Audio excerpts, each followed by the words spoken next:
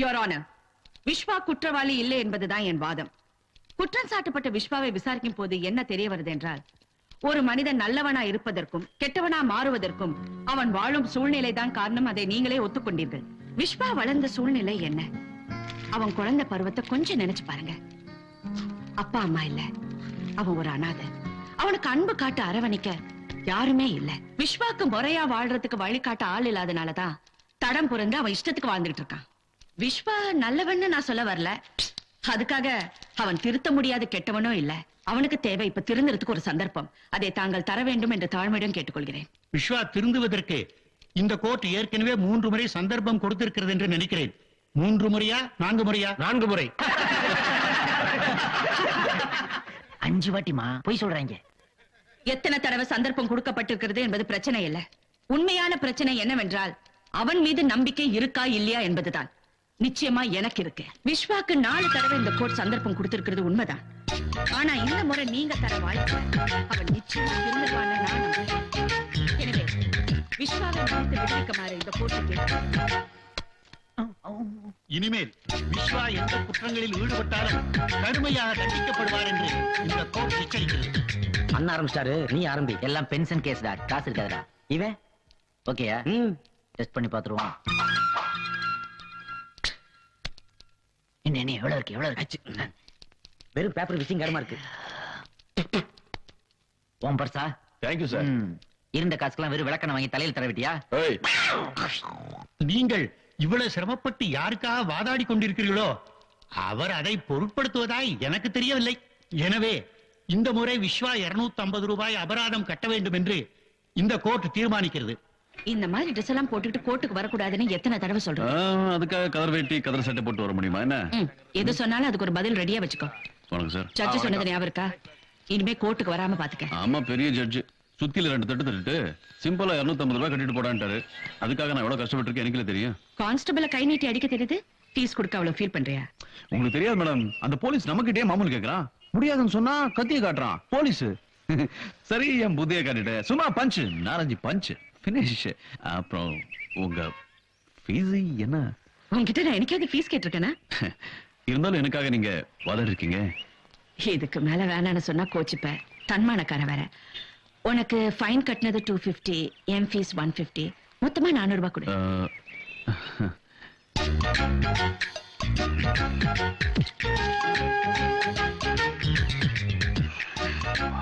Thanks. Pushpa, இனிமே இந்த அடிதடி கலாட்டெல்லாம் விட்டுட்டு நல்லவனா இருக்க பாரு. நல்லவன் நீ நினைச்சா உன்னால முடியும். பாய். என்ன விஸ்வா, நம்ம தன்மானம் அது வஞ்சிட்டு போகுது அப்படின்னா? அடிச்ச பைசால கோவிந்தாச்சு. அதுக்கு பேர் தான் தன்மானம்னு நினைக்கிறேன். ஓஹோ, வருமானம் போனா அதுக்கு பேர் இந்த நாட்டுல தன்மானமா? அந்த அம்மா வாதாடுனதுக்கு ஒரு 200 ரூபாய் கொடுத்துருக்கலாம். அதான் ஓவர்ரா. 100 ரூபாய் கொடுத்தா வாங்கிட்டு போட்டா கம்முன்னு. நம்ம அடிச்ச மனத்தை அடிச்சிருச்சாப்பா. வீடுறா, பூலாந்தேவி கிட்டே 30,000 அடிச்சுட்டு போயிட்டாங்க. அதானே. நம்ம என்னடா பிஸ்கோத்து. நன்றி, வணக்கம். மீண்டும் சந்திப்போம். யுவர் ஆனர், எனது கட்சிக்காரர் விஸ்வா உண்மையிலே ஒரு நிரபராதி. சந்தர்ப்பமும் சூழ்நிலையும் தான் ஒவ்வொரு மனிதனையும் குற்றவாளியாக்குகிறது. அதுவேதான் விஸ்வாவையும் ஆக்கியது. என்ன சந்தர்ப்பம் தெரியாதா? சிகரெட் குடிக்கிற சந்தர்ப்பத்துல தான் விஸ்வா டென்ஷன் ஆவான். அதுக்கே டென்ஷன் ஆகணும்? அட, சிகரெட் கிடைச்சு ஆஃப் கிடைக்கலனா மானமுள்ள மனுஷன் டென்ஷன் ஆக மாட்டானா? சரி, ஆஃப் கிடைச்சிட்டா அப்பவும் இவன் ஆஃப் அடிக்கும்போது பக்கத்துல ஒரு ஃபிகர் ஃபுல் அடிச்சா இவன் டென்ஷன் ஆக மாட்டானா? அடே, சும்மா ஜாலிக்கு பேசுற பாப்பா, அத போய் சீரியஸா. ஆனா உண்மையில இன்னைக்கு அந்த பத்மினி அம்மா பேசின பேச்சுல மயங்கிட்டான். அதுகிட்ட அடிச்ச பணத்தை அதுகிட்டே திருப்பி கொடுத்துட்டான். ஏன்பா? அந்த அம்மா வாங்குவாங்கன்னு நான் எதிர்பார்க்கலையடா. ஆனா சூப்பர் ஆர்குமெண்ட் பண்ணுச்சுலாப்பா. ஏப்பா, அந்த அம்மா ஆர்குமெண்ட் மட்டுமா சூப்பர், ஆளும் கூட தான் சூப்பர். செம்ம கட்டப்பா. ஒரு அவருக்கு எவ்வளவு வாங்கும்? செக்கா வாங்குமா, கேஷா வாங்குமா? விட்டா கிரெடிட் கார்டு யூஸ் பண்ணலாம்னு கேப்பா போல இருக்கு. ஆமா, எதுக்கு கேக்குற? அட, ஆர்குமெண்ட்டுக்கு தான். ஐயோ, அதெல்லாம் நமக்கு தெரியாதுப்பா. ஏ விஸ்வா, ஆர்குமெண்ட்டுக்கு வெறும் பணம் மட்டும் தான் கொடுப்பியா, இல்ல உங்களுக்குள்ள வேற ஏதாவது?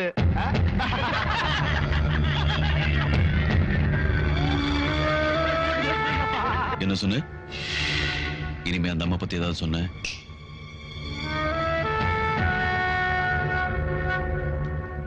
அவன் மூட மாத்திராடே. ஏப்பா விஸ்வா, எனக்கு ஒரு சந்தேகம். ஏன் உங்க அண்ணன் உங்க கூட தங்குறது இல்ல? ஏன் உங்க அப்பா உங்க அம்மா கூட தங்குறது இல்ல? உனக்கு இது தேவையாடா? எவ்வளோ? மீதி நீயே வச்சுக்க.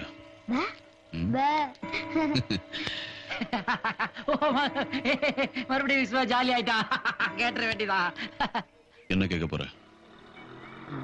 எங்க எல்லாருக்கும் மோர் வேணும் விஸ்வா. சிரிச்சுட்டான். எங்க எல்லாருக்கும் பீர் வேணும் விஸ்வா. வாங்கி குடிப்பியா? ஓகே.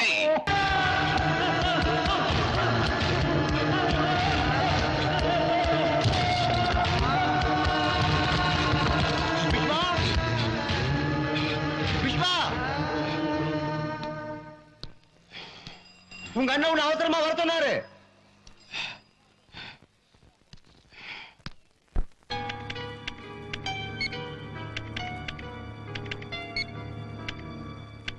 எவ்வளவு கொண்டு வந்திருக்க? 40,000 ரூபாய் இருக்குங்க. ஒவ்வொரு வாட்டியும் சொல்லி அமிச்சாதான் பணம் கொண்டு வந்து கொடுப்பியா? ம்? இனிமே இந்த மாதிரி நடக்காதுங்க. கணக்கு பார்த்து சொல்றேன். அது வரைக்கும் நீங்க இரு. சரிண்ணா. வேணும் 40,000 ரூபா இருக்கா? எண்ணி பார்த்துக்கோ.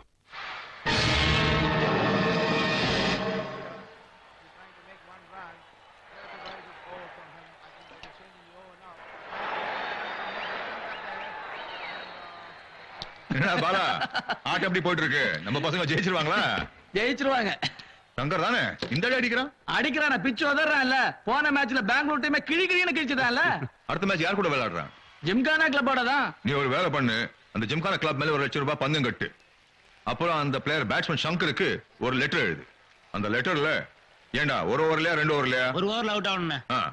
அவனுக்கு ஒரு ஓவர்ல அவுட் ஆனு லெட்டர் எழுது. தோக்குறதுக்கு 10,000 ரூபாய் கொடுத்துடலாம். சோப்ராஜ் அண்ணே, நாம குடுக்குற காசுக்கெல்லாம் அவன் மசிய மாட்டான். அவன் விளையாட்டுக்காக உயிரே கொடுப்பான். ஏய், பேசாம நான் சொன்ன மாதிரி அவனுக்கு லெட்டர் எழுதுறா. அண்ணே, விஸ்வா வந்திருக்கான். விஸ்வா, மைக் டைசன் அண்ணன் கூப்பிட்டு தான் வருவியா? பாக்ஸிங் பண்ணலாமா? ரொம்ப நாள் ஆச்சு பாக்ஸிங் பண்ணி. வரியா ஒரு ரவுண்டு? கமான் கமான், அட்ரா அட்ரா. என்ன கமான் அட்ரா விஸ்வா. என்ன வயசாச்சுன்னு நினைக்கிறியா?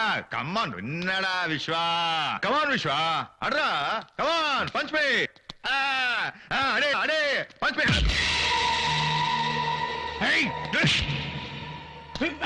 விஸ்வா, மேலே கை வைக்க போற நாயே.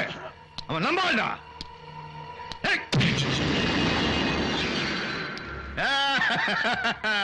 உன் பாக்ஸிங் ஸ்டைல் நல்லா இருக்கு விஸ்வா.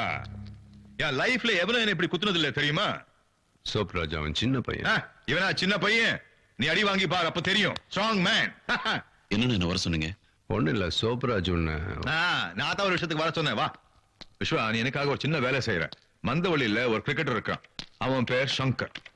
அவங்ககிட்ட இந்த லெட்டர் கொடுத்து இந்த லெட்டர் இருக்கிற மாதிரி நடந்துக்க சொல்லு. முதல்ல மரியாதையா சொல்லி பாரு. முடியாது கிடையாது ஏதாவது பிரச்சனை பண்ணானா அப்புறம் ஊ ஸ்டைல்ல 2 குத்து குத்து. பாத்துப்பா, என்ன குத்துற மாதிரி அவன் குத்துறாத, செத்துருவான். இதுல என்ன எழுதிருக்கு? அத பத்தி உனக்கு என்ன?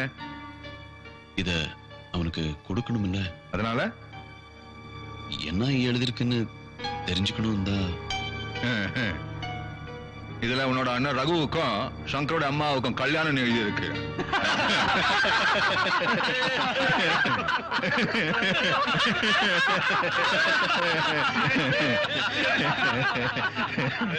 உனக்கு இந்த வேலை செய்ய இஷ்டமா இல்லையா? இஷ்டம்தான். அப்ப சரி, அண்ணாசிவா ஏன் கேள்வி கேட்கற? வக்கீலா நீ? சோப்ராஜ், நந்து கணக்கு சரியில்லை.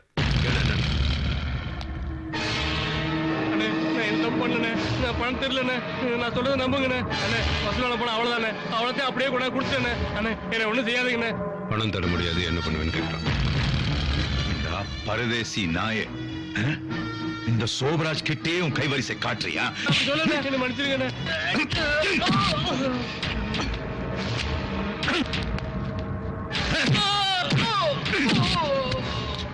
ஏண்டா இந்த சோபராஜை ஏமாத்துறவன் எவனோ உயிரோடு இருக்க மாட்டான்னு தெரிஞ்சோம் என்ன ஏமாத்திரியா? இந்த ராஸ்கலுக்கு பணம் வேணும்னு கேட்டிருந்தா கொடுத்துருக்க மாட்டேன். கேட்டவனுக்கு கேட்டதெல்லாம் கொடுக்கல. யாருக்கு என்ன குறை வச்சிருக்கேன் பாத்துட்டு நிக்கிறீங்களே, சொல்லுங்கடா. எல்லாரும் புள்ள மாதிரி தானே வச்சிருக்கேன். அப்படி இருந்தோம் என்ன ஏமாத்திட்டான் அந்த பாஸ்.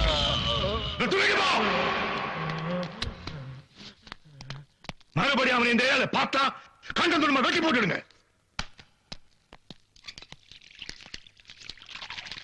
சரியா எண்ணி பார்த்துக்கோ.